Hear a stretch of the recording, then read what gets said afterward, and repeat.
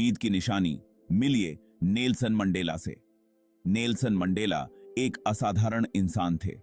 उन्होंने न्याय और समानता के लिए लड़ाई लड़ी। मंडेला ने 27 साल जेल में बिताए। उन्होंने साउथ अफ्रीका में रंगभेद के खिलाफ आवाज उठाई। मंडेला उम्मीद की किरण बनकर उभरे। शांति और क्षमा का मंडेला का संदेश पूरी दुनिया में गूंजा। मंडेला ने दिखाया कि बदलाव मुमकिन है।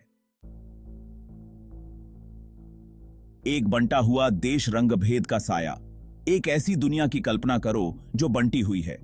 साउथ अफ्रीका कई सालों तक रंगभेद के साये में रहा। यह अलगाव और भेदभाव की व्यवस्था थी। काले लोगों के साथ नीच जैसा व्यवहार किया जाता था। उनके पास सीमित अधिकार और अवसर थे। रंगभेद ने जीवन के हर पहलू को प्रभावित किया। शिक्षा से लेकर स्वास्थ्य सेवा तक असमानताएं साफ दिखाई देती थीं। काले लोगों को बुनियादी मानवाधिकारों से वंचित रखा गया। उन्हें अलग इलाकों में रहने के लिए मजबूर किया गया। यह व्यवस्था क्रूर और अन्यायपूर्ण थी। इसने समाज में गहरे मतभेद पैदा किए। लोगों को उनके रंग के आधार पर वर्गीकृत किया गया। यह वर्गीकरण उनके जीवन को निर्धारित करता था। इस व्यवस्था ने नफरत और आक्रोश को जन्म दिया। इसने लाखों लोगों से अवसर छीन लिए। रंगभेद ने साउथ अफ्रीका पर एक लंबा साया डाला। एक नेता का निर्माण, मंडेला का शुरुआती सफर। नेल्सन मंडेला का जन्म एक छोटे से गांव में हुआ था। वो बचपन से ही अन्याय देखते आ रहे थे। इन अनुभवों ने उनके विचारों को आकार दिया। मंडेला वकील बने और दबे कुचले लोगों के लिए लड़े। वो अफ्रीकन नेशनल कांग्रेस यानी एएनसी में शामिल हो गए। एएनसी रंगभेद के खिलाफ लड़ती थी। मंडेला इसके एक प्रमुख नेता बन गए। उन्होंने शांतिपूर्ण प्रतिरोध का समर्थन किया। मंडेला बातचीत और समझौते में विश्वास रखते थे, लेकिन सरकार ने हिंसा से जवाब दिया। इसने मंडेला और एएनसी को अपनी रणनीति पर पुनर्विचार करने के लिए मजबूर किया। उन्होंने एक सैन्य संगठन बनाया। इस संगठन का उद्देश्य सरकारी प्रतिष्ठानों को नुकसान पहुंचाना था।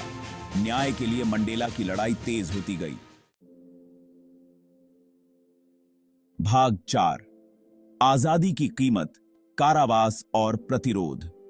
मंडेला को उनके विरोध प्रदर्शन के कारण निशाना बनाया गया।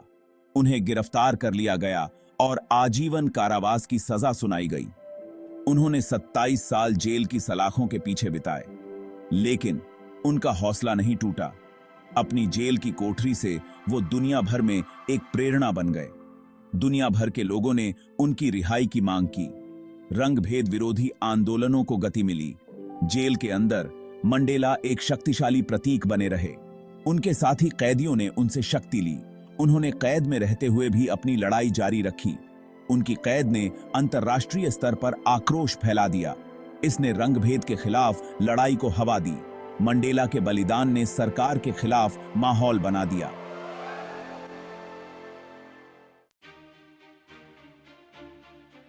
भाग 5, एक बदला हुआ राष्ट्र, रंगभेद का अंत।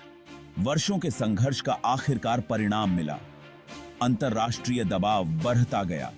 प्रतिबंधों ने साउथ अफ्रीका की अर्थव्यवस्था को पंगु बना दिया। सरकार को बातचीत के लिए मजबूर होना पड़ा।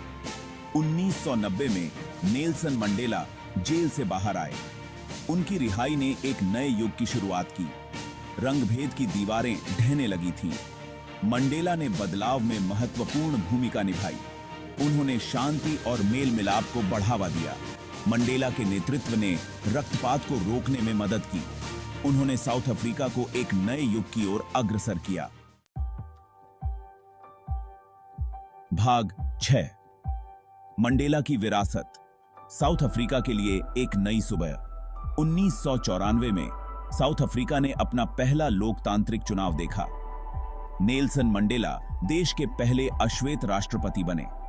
यह एक ऐतिहासिक क्षण था। उनका राष्ट्रपति बनना आशा और एकता का प्रतीक था। मंडेला ने क्षमा और करुणा के साथ नेतृत्व किया। उन्होंने अतीत के जख्मों को भरने पर ध्यान केंद्रित किया। उन्होंने सत्य और सुलह आयोग की स्थापना की। इस आयोग ने रंगभेद के समय हुए अपराधों की जांच की। इसका उद्देश्य लोगों को न्याय दिलाना और उनके घावों को भरना था। मंडेला की विरासत साउथ अफ्रीका से कहीं आगे तक फैली हुई है। वो आज भी दुनिया भर के लोगों के लिए प्रेरणा है। उनका जीवन हमें दृढ़ता, क्षमा और मानवीय भावना की ताकत सिखाता है। अगर आपको यह वीडियो पसंद आया हो तो लाइक करें, शेयर करें, कमेंट करें और हमारे चैनल को सब्सक्राइब करें।